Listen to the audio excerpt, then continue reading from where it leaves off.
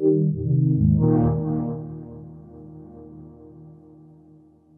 this is Alan Wilson. I'm Vice President of Tripwire Interactive. We're here at GDC 2015 talking about Killing Floor Calamity. So Alan, what does your game bring new to the genre? What we're doing is, the big thing we wanted to do is to get co-op gaming back into the lounge, onto your sofa, onto your couch. So this is why we're so excited about things like the Android TV and stuff that's coming up.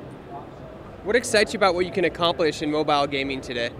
It's just the sheer power of the thing now. You look at the difference over the last couple of years. We started dabbling with mobile a couple of years ago, and you're really working as ex-PC developers or as current PC developers. You're really struggling to get things to really do what we want to do on the platform. But now with the sheer power of the K1 and the X1, we can actually do all that stuff as good as the PC. So how do you feel you're pushing things forward with your game Calamity? Oh, with Calamity, now just on the K1 alone, we're able to do all sorts of stuff that we couldn't do before. We're able to do dynamic lighting, dynamic shadows, all these sorts of things that they were a struggle on PC just a few years ago, and now we can do it on the mobile, so you can get the look so much better. And with that power, you can make sure that there's 4-player co-op, 2-player co-op, whatever people want. You can do loads of monsters on screen. It's just the sheer ability to open up the world so much more. And have you worked with Nvidia on your game? Oh, Nvidia we've worked with Nvidia for many years on the PC front and now on the mobile front. And it's just the sheer level of assistance we get. Let's be honest, there's obviously the things like the development hardware that we need, but it's just answering questions. It's their ability to just get the answers back to us. Because we're breaking new ground. In some cases, they're breaking new ground with us. And we need help. We need their engineering help. And it makes life so much simpler when we get the answers. What have they provided in terms of tech that has helped with you in development? Oh, as far as the tech goes, we've had all the development hardware from a very early stage. The Shield portables, the Shield tablets, all of those things, just so that we've actually got hands-on. We can get them early, which is one of the key things, so that we can actually just look at it and feel and think about how we're going to design the game. Not just stuff to test on at the back end, but things we can actually use and start thinking about what's the best way to make use of this hardware. Get it early. How does your game make use of the latest Tegra K1 technology?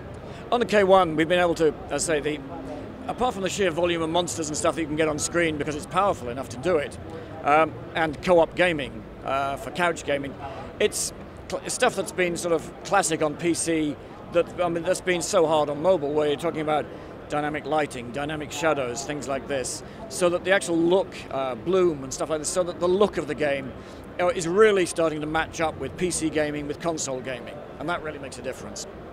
And how does that impact the gameplay experience across the platforms you're targeting? When you look at it across, for example, all the mobile platforms, you look at things like the K1, which is so powerful. First off, on a lot of the mobile platforms, we still can't get to co-op gaming. We can't get more than one player on board. With the K1, we're able to get up to 2-player co-op. With the X1, we'll go up to 4-player co-op.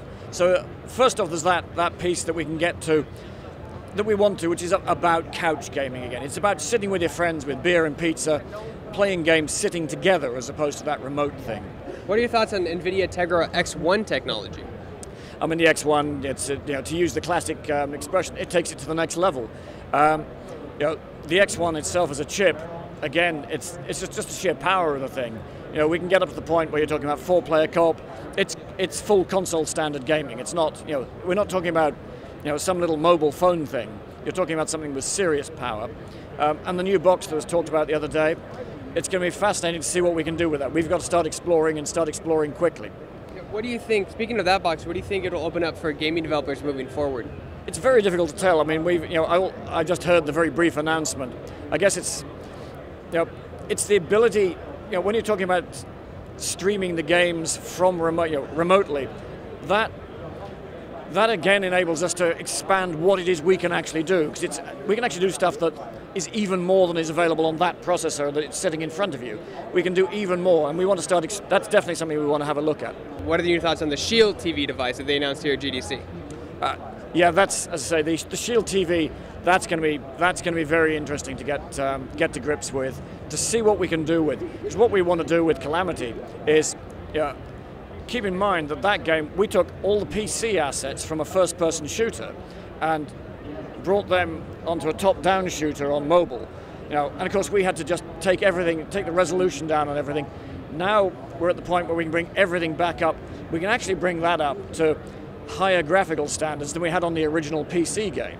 Looking at that at the new Shield device, and that's actually going to be a challenge to think about, not just bringing it up to that standard, but what can we do that's even better.